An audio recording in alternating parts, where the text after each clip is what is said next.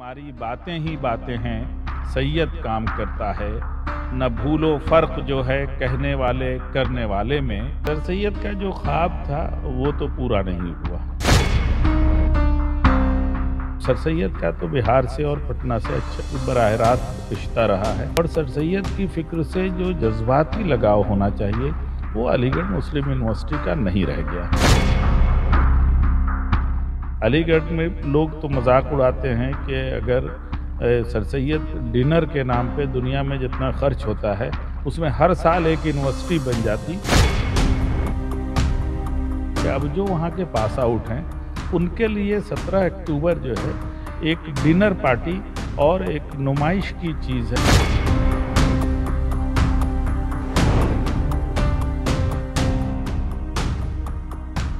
हिंदुस्तान के जदीद मेमारों में सबसे अहम नाम सर सैयद अहमद ख़ान का आता है, जिन्होंने अलीगढ़ मुस्लिम यूनिवर्सिटी की बुनियाद डाली थी। सर सैयद अहमद ख़ान को जहां एक तरफ मुफक्किर, मुदब्बिर और इंशा पर्दाज के तौर पर जाना जाता है, वहीं उन्हें मुसलिह कौम भी कहा जाता है। अलीगढ़ की बुनियाद जिस मकसद और मिशन के तहत डाली गई थी, आज के वक्त में वो कितना कामयाब हो सका है, इस पर हमारे साथ बात करने के लिए मौजूद हैं कॉलेज ऑफ कॉमर्स के सदर शोबा और माहिर तालीम प्रोफेसर सफदर इमाम कादरी साहब। सफदर साहब, आप पहले तो ये बताएं कि सर सैयद अहमद ख़ान की जो पूरी ज़िंदगी रही है, उनके कौन से ऐसे फ़िक्र हैं जिससे आप मुतासिर रहे? सर सैयद काम करने वाले आदमी थे। सबसे बड़ी उनकी खूबी यही थी कि जो उनके जहन में बात थी उसको कैसे अमल में लाया जाए और उसके लिए अशख़ास को कैसे जोड़ा जाए और एक तवील मुद्दत प्लान करके उन कामों को अंजाम दिया जाए, ये सर सैयद का ख़ास मिजाज था। और उनकी कामयाबी के पीछे यही असली बात है कि उन्होंने जो सोचा, ख़ास तौर से जब वो अंग्रेज़ी हुकूमत में मुनसिफ़ और मुख्तलिफ़ ओहदों पर फायज़ थे, काम कर रहे थे, तो हिंदुस्तानी मुसलमानों को ख़ास तौर पे और बिलुमूम हिंदुस्तानियों को उन्होंने देखा कि वो किस कसम पुरसी के आलम में हैं। तो उनके जहन में ये बात आई कि जब तक तालीमी इनकलाब ना हो, इनके सारे मसाइल का हल तालीम से ढूंढा जा सकता है। और यही वो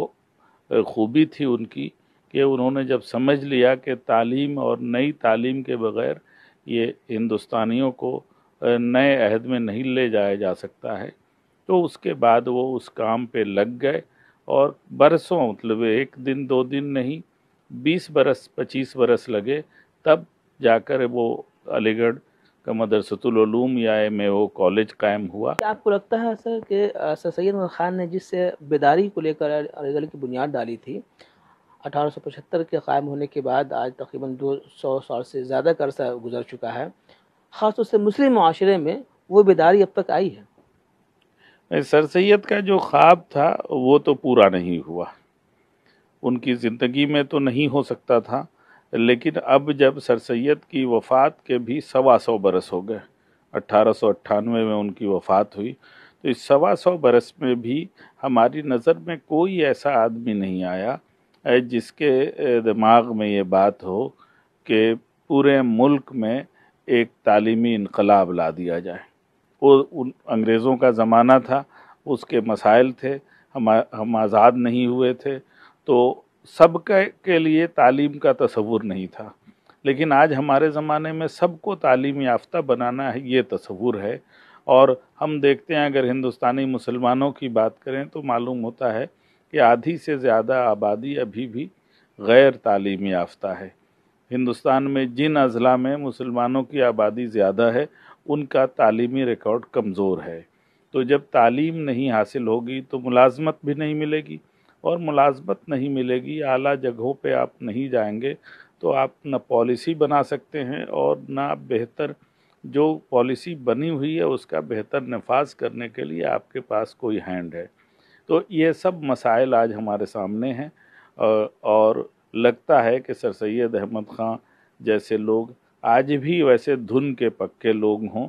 और अब एक सर सैयद अहमद ख़ान से या एक अलीगढ़ मुस्लिम यूनिवर्सिटी और जामिया मिल्लिया इस्लामिया से कुछ भी नहीं हो सकता है। ऐसी सैकड़ों یونیورسٹیز اور ایسے سینکڑوں ادارے چاہیے تب جا کر یہ تعلیمی انقلاب آئے گا۔ کیا سر آپ کو لگتا ہے کہ سر سید نے جس فکر کے ساتھ وہ چاہتے تھے کہ مذہبی علوم کے ساتھ ساتھ سائنسی اور دیگر علوم کو بھی مطلب شامل کیا جائے، رکھا جائے، آج کے موجودہ وقت میں اگر ہم دیکھتے ہیں تو کہیں نہ کہیں ایک گورنمنٹ کا جو دخل اندازی ہے کہ بھائی مدرسے میں بھی آپ عصری علوم کو اب شامل کیجیے آپ، حالانکہ انہوں نے 100 سال قبل انہوں نے یہ اس طرف اشارہ کیا تھا، آج پھر وہ گھوم چم کے وہی بات وہیں پہ آ رہی ہے۔ نہیں، سر سید کا تو نقطہ نظر بہت واضح تھا کہ وہ رہے تھے، وہ ہم اس ہندوستان میں جدید کاری کے لیے، ماڈرنزم کے لیے سب سے بڑے چیمپئن کے طور پر ہم سر سید کو دیکھتے ہیں۔ آج ہمارے زمانے میں یہ ڈیبیٹ نہیں ہے کہ نئی تعلیم اور مذہبی تعلیم دونوں ساتھ ساتھ دی جائے، یہ ڈیبیٹ نہیں ہے، اب سب مانتے ہیں۔ اب یہ ایک سازش کے تحت کہ حکومت کی دخل اندازی بڑھے کہ ہم یہ جانچ کریں گے، کوئی ایسا مدرسہ نہیں ہے، کوئی ایسا انسٹیٹیوشن نہیں ہے، پاٹھشالہ بھی نہیں ہے جہاں کوئی کہہ دے کہ بھائی وہاں انگریزی کی پڑھائی نہیں ہوتی ہے، میتھمیٹکس کی پڑھائی نہیں ہوتی ہے، سائنس کی پڑھائی نہیں ہوتی ہے، ہر جگہ ہوتی ہے، مگر یہ حکومت کا ایک جبر دکھانے کے لیے کہ جا کے کوئی جانچ کرنے کے لیے کوئی معمولی سا افسر جائے گا اور کہہ دے گا کہ نہیں بھائی یہ لوگ نہیں پڑھاتے ہیں۔ یہ ڈیبیٹ 19ویں صدی میں ہی مکمل ہو گیا، اور اب سب کوئی مسلمان ایسا نہیں ہے، کوئی مسلم انسٹیٹیوشن ایسا نہیں ہے جو کہتا ہو کہ نہیں ہم صرف دینی تعلیم دیں گے، نہیں، سب طرح کی تعلیم دیں گے اور سب میں پختہ بنائیں گے کہ آگے جا کر وہ دنیا میں اپنے حصے کا کوئی کام کر سکیں۔ سر سید احمد خان شاید اپنی زندگی میں ایک بار وہ بہار بھی آئے ہیں، اور ان کے تعلق سے بہار میں بھی کئی چیزیں، کئی ادارے قائم ہیں، اس کو کس طرح سے آپ؟ یہ سر سید کے سامنے کچھ تجویزات تھیں تو کہ یہ مسلم یونیورسٹی بنے کہاں، تو جب وہ مسلم ایجوکیشنل کانفرنس انہوں نے بنائی تھی، اس میں تجویز آئی کہ کہاں کہاں بنے،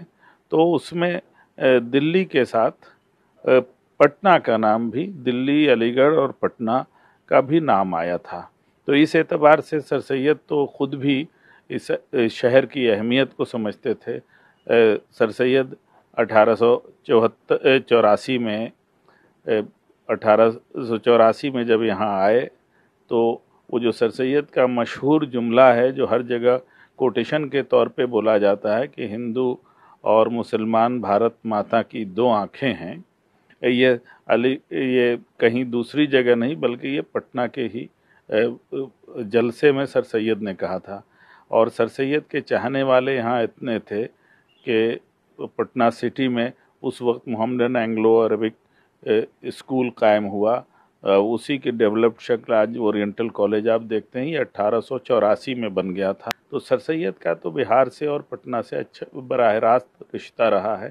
اور وہ رشتہ آج تک بہار کے جتنے بچے علی گڑھ مسلم یونیورسٹی میں شروع سے لے کے آج تک پڑھتے ہیں دوسرے صوبوں سے، جبکہ یہ بہار دور کا صوبہ ہے، لیکن آج بھی لوگ جاتے ہیں اور پڑھتے ہیں۔ جب 17 اکتوبر کا دن آتا ہے تو اس وقت پورے ہندوستان میں پورے جوش و خروش کے ساتھ سر سید ڈے لوگ مناتے ہیں، ان کی یوم پیدائش کے تعلق سے بہت مناتے ہیں۔ کیا واقعی سر سید نے جو فکر مطلب کہ چھوڑی ہندوستان میں تعلیمی نظام کو لے کر، اس میں جو خاص طور سے علی گڑھ کے جو پروردہ ہیں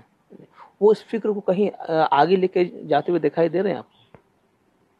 شروع کے زمانے میں تو یہ بات نظر آتی تھی۔ آپ جب علی گڑھ میں جب انگریزوں کا رول بڑھا اور آزادی کی لڑائی میں آخر علی گڑھ کے ہی پاس آؤٹ تھے مولانا محمد علی جوہر، ذاکر حسین، جنہوں نے گاندھی جی کی مدد سے جامعہ ملیہ قائم کیا، اسی شہر میں قائم کیا، پھر وہ دلی شفٹ ہوا۔ تو جامعہ ملیہ اسلامیہ بھی اسی فکر کے تحت ہے جس سے فکر کے تحت علی گڑھ مسلم یونیورسٹی، تو اسے ایکسٹینشن مانا جانا چاہیے۔ مگر دشواری یہ ہو گئی کہ سر سید کے لیے جو سر سید نے جو ادارہ قائم کیا تھا وہ چونکہ حکومت کی تحویل میں ہے اور سینٹرل یونیورسٹی ہے، اس فکر سے وہی یونیورسٹی دور ہے۔ آج تک سر سید کے تمام کتابوں کو علی گڑھ مسلم یونیورسٹی نہیں شائع کر سکی۔ سر سید کی ایک جو ایسی بایوگرافی ہو جو دنیا بھر میں پڑھی جائے وہ یونیورسٹی نہیں بنا سکی۔ تو سر سید سے اور سر سید کی فکر سے جو جذباتی لگاؤ ہونا چاہیے وہ علی گڑھ مسلم یونیورسٹی کا نہیں رہ گیا، اور اسی وجہ سے دقت ہوتی ہے کہ اب جو وہاں کے پاس آؤٹ ہیں ان کے لیے 17 اکتوبر جو ہے ایک ڈنر پارٹی اور ایک نمائش کی چیز ہے، وہ ہر جگہ۔ یہ اس معاملے میں علی گڑھ مسلم یونیورسٹی بڑی خوش نصیب یونیورسٹی ہے کہ چاہے وہ امریکہ ہو، انگلینڈ ہو، گلف کے ممالک ہو، کسی ملک میں 10 علی گڑھ کے جو طالب علم اگر وہاں جمع ہیں تو وہ 17 اکتوبر کو ضرور جشن منائیں گے۔ کاش ان کو یہ بھی یاد رہتا کہ یہ جو ڈنر کرتے ہیں اس کو سر سید نے جس طرح سے ایک ایک پائی جوڑ کر، چندہ مانگ کر اور بالکل بھیک مانگ کر لوگوں سے وہ یونیورسٹی بنا دی تھی، تو کیا یہ کام ابھی بند ہو گیا ہے؟ علی گڑھ میں لوگ تو مذاق اڑاتے ہیں کہ اگر سر سید ڈنر کے نام پہ دنیا میں جتنا خرچ ہوتا ہے اس میں ہر سال ایک یونیورسٹی بن جاتی۔ علی گڑھ کے جو پاس آؤٹ لوگ ہیں اپنی یونیورسٹی اور اپنے بانی سے ان کی محبت مجھے بہت اچھی لگتی ہے، مگر کاش وہ ان کی فکر اور ان کے کاموں سے اگر اپنے ایسوسیشن کو جوڑ دیں تو ہم سمجھتے ہیں کہ ہر سال کچھ نہ کچھ نیا اور کچھ نہ کچھ بڑا کام ہو جائے گا۔ سر سید کی فکر کو لے کر آپ نئی نسل کو کسی اشعار کے ذریعے سے پیغام دینا چاہیں تو کیا کہیں گے آپ؟ دیکھیے، سر سید کو یاد کرتے ہوئے ہمیں ہمیشہ اکبر الہ آبادی کی یاد آتی ہے۔ اکبر الہ آبادی وہ اکبر الہ آبادی جس کے بارے میں یہ کہا جاتا ہے کہ وہ سر سید کے مخالف تھے، سر سید کا مذاق اڑاتے تھے۔ یہ ایک الگ بات ہے کہ سر سید کی فکر سے ان کی جزوی اختلاف ہے، لیکن جب سر سید کی موت ہوئی تو ہزاروں شعراء نے ان پر اشعار کہے، لیکن اکبر الہ آبادی نے جو قطع کہا وہ ایسا ضرب المثل ہو گیا کہ اس کوئی نہیں بھلا سکتا ہے۔ اکبر نے کہا تھا، بہت مشہور وہ قطع ہے، ہماری باتیں ہی باتیں ہیں، سید کام کرتا ہے، نہ بھولو فرق جو ہے کہنے والے کرنے والے میں، کہا جو چاہے کوئی میں تو کہتا ہوں کہ اے اکبر خدا بخشے بہت سی خوبیاں تھی مرنے والے میں۔ یہ سر سید کو پہچاننے سمجھنے کا ایک ایسا نسخہ ہے کہ اب یہ مصرعے کسی کی موت ہوتی ہے، کسی بڑی شخصیت کی، تب بھی یہ یاد کیا جاتا ہے اکبر نے جو جزوی طور پر ان سے اختلاف کرتے تھے انہوں نے بھی سر سید کی اہمیت اور ان کے کاموں کو سمجھا۔ تو یہ تھے ہمارے ساتھ پروفیسر صفدر امام قادری جو سر سید کے افکار و نظریات پہ گفتگو کر رہے تھے۔ ETV بھارت کے لیے پٹنہ سے میں عارف اقبال۔